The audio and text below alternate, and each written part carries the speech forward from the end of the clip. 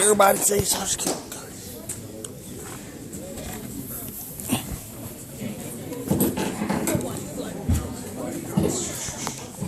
Everybody feel? Great. What's up? My name is Yusef Bunchy Shakur. I'm from Detroit, Michigan. It was very exciting to hear a lot of things that you guys have got going on. I'm not going to take up a lot of your time, but talk about some of the things of what I heard as well as out of my own experience. So the overall process, what I heard that's universal is the fact that we're talking about change. We're talking about making a difference in our schools, in our communities, but that difference starts with ourselves. And one of the things that to have that difference or to make that difference, we have to be passionate about what we're leading. See, when you have no passion, you like a car without no gas. And you ain't going nowhere. You just stuck on the blocks. So to understand what you're trying to do, it's important that you have the correct analysis. It's important that you have the correct analysis around the work that you're trying to do, where you're understanding the root cause analysis. It's like going to a doctor and you got a cold, but they diagnose you and say you got cancer. You say, ooh, right, exactly. And so it's important that we analyze, we have the right analysis of the work that we're doing. We can't adopt terms, because terms doesn't necessarily really describe the situation. So give you a little brief history of who I am and what I'm about. By the age 13, I had been kicked out of every Detroit public school I went to. By the age 15, I co-founded a gang in the city of Detroit.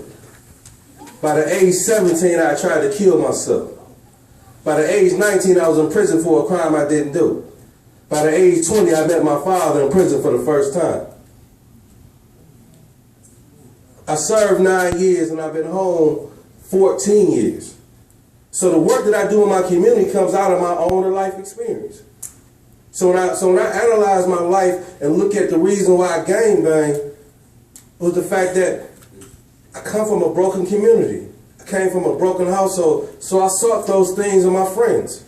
And due to our inability to have a sound way of dealing with things, we use violence as a way to solve our problems. So violence was a therapeutic way to deal with our anger, to deal with our hurt. I was never taught emotionally how to control my emotions.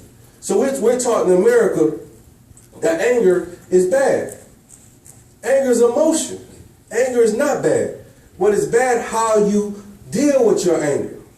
So you have folks that's dealing with you but don't know how to deal with you because they can't relate to you. So we talk about empowering people. You got to claim your own power. Claim your power. Like I seen all the surveys that you guys did. Those surveys come from human beings. That's your power. You have to have analysis from the people to the people. So out of that platform, out of that survey, you can create a platform. That platform says, we demand better food. We demand such and such.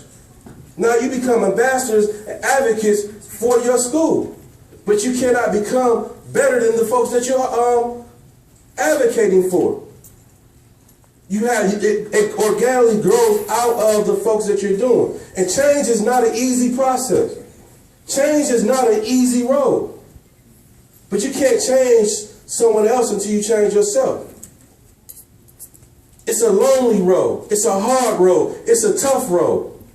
But it's worth it.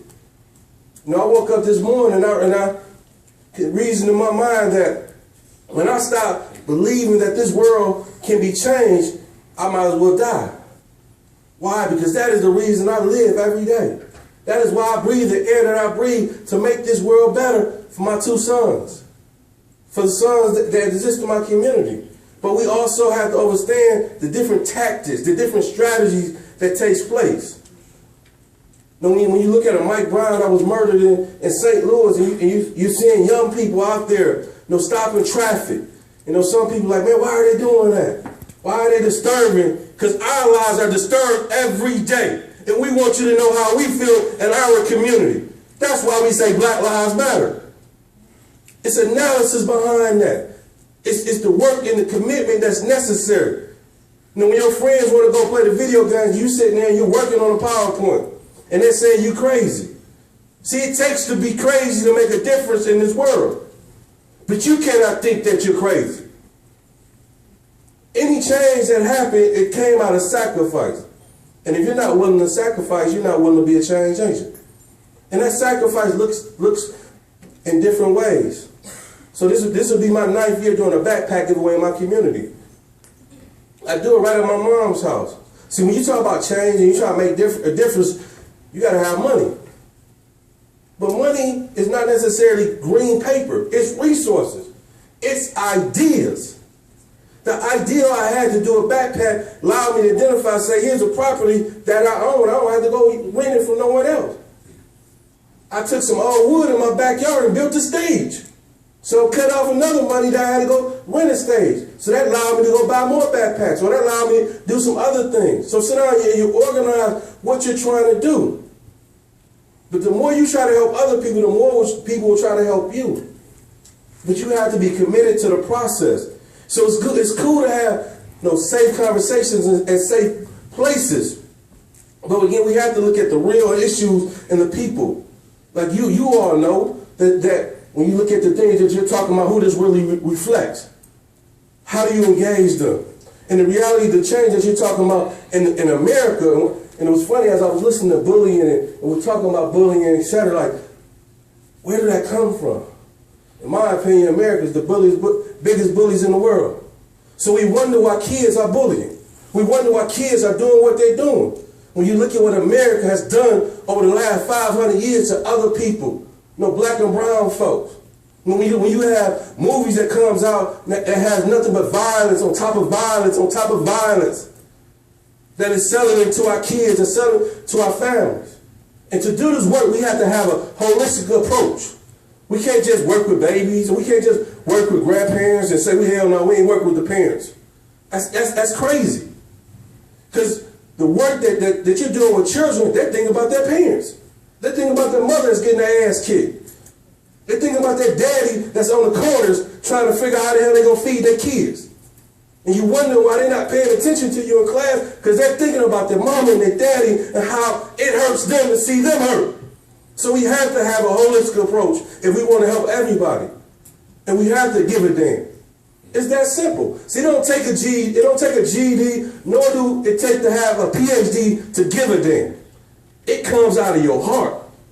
If you don't have the heart to do this work to make a difference, then you're wasting time. Then you're not being able to really help people. See, you ain't got to be a rape victim to help somebody who's been raped. You ain't got to be from poverty to help somebody that's in poverty. But you got to be willing to go and look in that woman's eyes who's been raped and say, I feel your pain. I'm here to service you however I can. You got to be willing to go, that young man and that woman who's in poverty, go sit on her couch. Go walk in their kitchen. Because now we're seeing each other as human beings. I've crossed the line.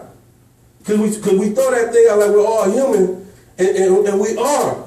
But we experience things differently. See, because when the police get behind somebody that's black, our heart begin to beat fast. When the police pull up in front of our houses, we know the possibility that they're just going to harass us because of the system that exists in this country. We don't want to talk about the elephant in the room, racism. It ain't went no damn where. I don't care if you got 100 Barack Obamas in the White House. It's part of this country. It's a part of the fabric. So again, we can't change the dynamics in our school and our communities until we change this damn country. Peace. Oh.